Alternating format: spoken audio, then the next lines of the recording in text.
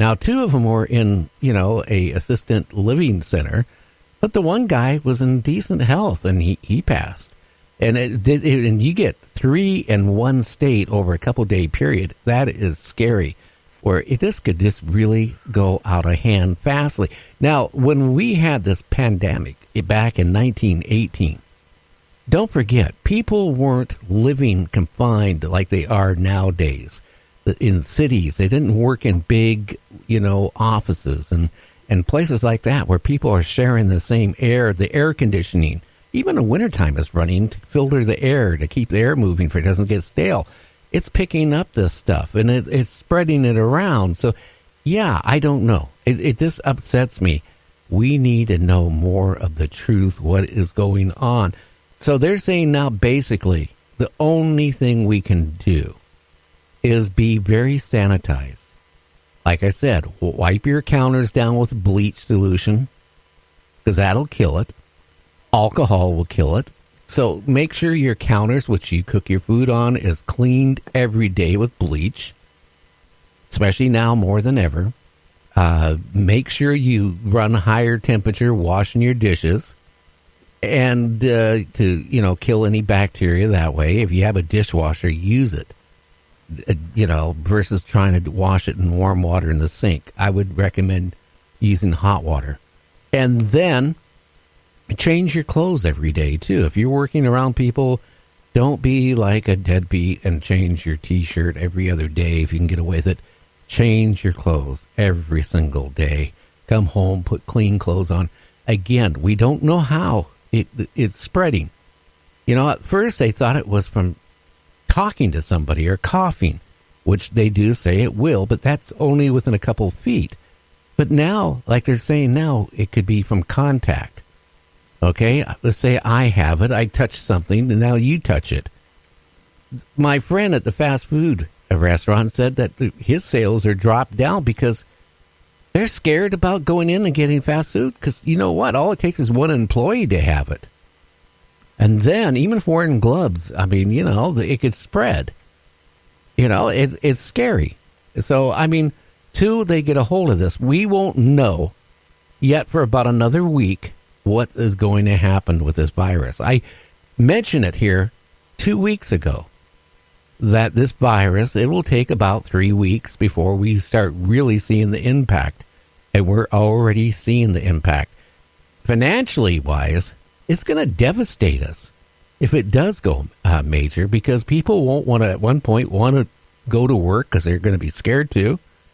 There is a taxi cab driver I was reading, got it from just one of his passengers in his vehicle, spread it to him.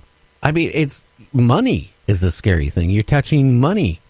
If somebody has it and you get that money and then you rub your eyes or cough and put your hand on your mouth, come on, people. We aren't the most sanitized type people in the world, are we? Because how many people touch money and don't think anything about washing their hands after they touch it? We gotta, if we don't want it to keep spreading, there's ways to do it. The smartest way to get rid of it and stop it is basically the government to pay everybody to stay home for a week.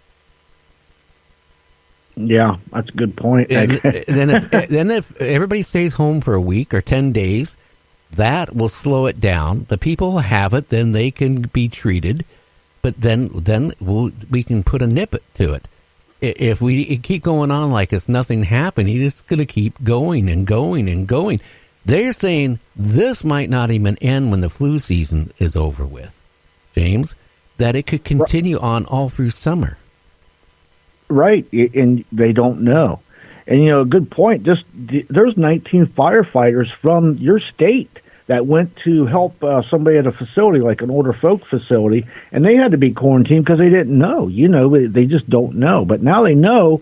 But even still, the thing is, winter months are usually drier, so the air's drier, so it floats around more.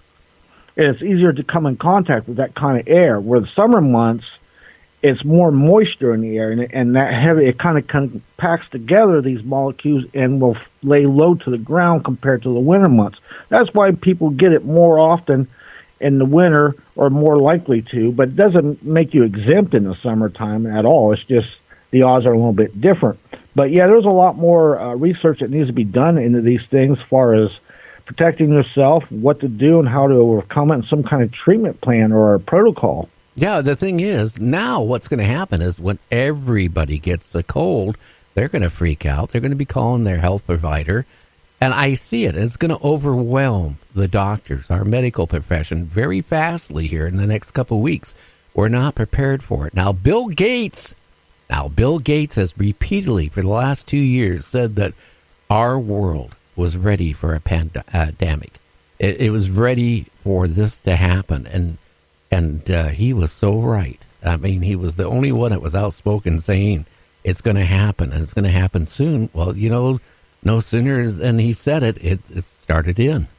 And now they're saying we don't think it's from eating bat or eating snake. They don't even know how it originated. Other than things are coming out from BBC and a few other places worldwide. Mm-hmm. It's starting to blame a lab in China. Yeah.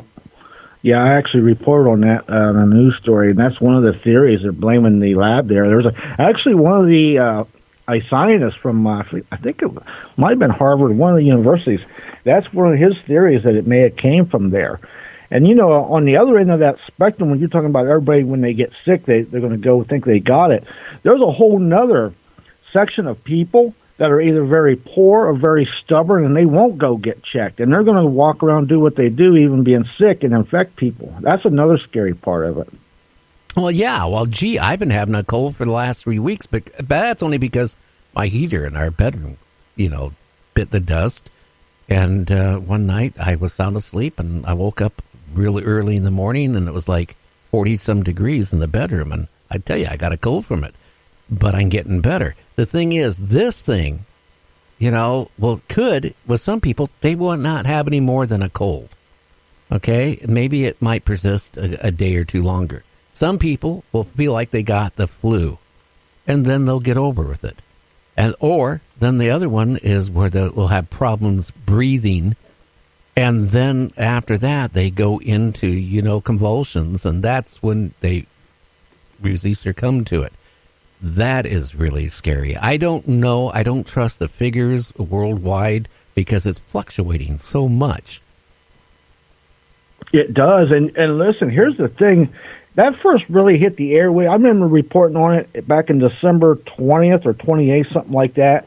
And I forget how long after it, but I reported a story from a lady, a nurse, and this was in January, late January, I believe, or even late January. And she was on video, she was in disguise saying that the numbers are way off what they're saying, what the officials from Wuhan was saying. She said that the figures were actually closer to 90,000 back then that was infected. So if that's true, it's really, who knows what the real figures are. You just got to plan for the worst. But you have to understand, China, Korea, and all these countries, okay?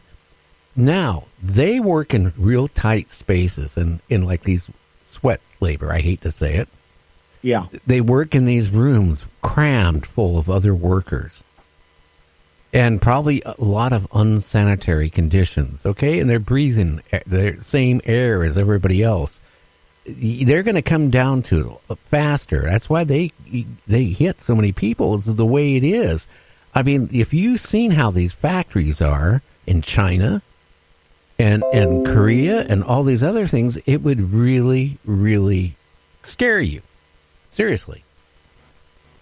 Yes, and they don't have the like OSHA or the other standards that we do, so they're a little lax on maybe who they employ or how many hours they work and how tired they may be or how hungry or and all these other conditions. So, that works on the human body. And you're exposed, like you said, they may have who knows how many hundreds of people confined in a factory, breathing, sharing the air. It's not just air. They touch the same stuff, and that's the whole thing. I mean, I hate to say it. What really freaked out one of my sons, he went into a fast food restaurant. I'm not going to say who, right? And he was in the bathroom combing his hair and trying to look handsome. And he noticed one of the cooks from that fast food restaurant used the restroom. And I mean, used it. Did not wash his hands. Oh. And then went out and started making food. Oh, boy. And he got a hold of the national chain and explained what was going on. And I think they terminated the guy or, re-educated him. Especially now, more than ever. I mean, think about it. I'm not trying to scare people, but this is the real lives that are going to be affected here. Again, we have had 3 people in Washington State now come to, demise from it. But yeah, right now, it's people are in denial. Like our vice president is not making it. You know why? They don't want to panic the people. But you know what? If they would tell the truth a little bit more, okay, I think then people would have trust. And that's why they're freaking out right now. Seriously. Yeah.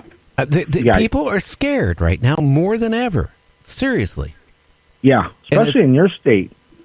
Well, again, in California, too. Remember, they were saying up to today, California was ground zero. Now they shifted it into, well, I hate to say it, Washington State is now ground zero because we've had 3 deaths versus 1.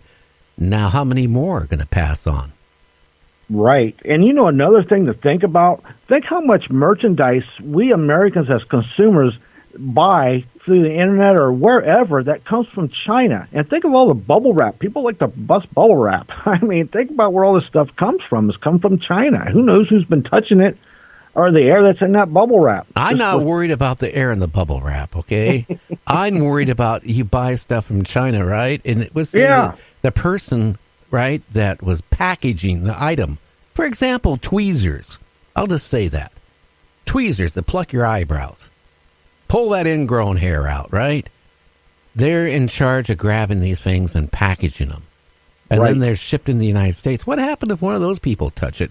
Now, they say the virus only lives 3 days. Well, we'll find that out very shortly. Because if it only lives 3 days, then you don't have to worry about consumer goods coming from China. The bubble wrap would, if the virus is contained in it, even if you pop the bubble, I doubt if it's only 3 days survival rate, then you're going to have nothing to worry about. If it's longer than that, then, I think we could have a problem. Yeah, and I'm sure it's not going to put stock into it's only 3 days. I'm going to plan on it maybe longer just to be safe. Yeah, I'm kind of curious out there. How many people are stocking up on food and toilet paper? You can't buy toilet paper here in our state. I'm not joking. Costco. Every Costco store is totally sold out of toilet paper. Seriously, what are we going to do? You can't go use newspapers anymore. A fig leaf. Oh, I don't have any of those. But you know what? It's crazy. People are panicking. They're buying water. They're buying canned goods. I want to know in your areas, what are you seeing? Please contact me and let me know at nightdreamstalkradio@gmail.com. That's nightdreamstalkradio@gmail.com. We'll be back after the break. You're listening to Night Dreams Talk Radio.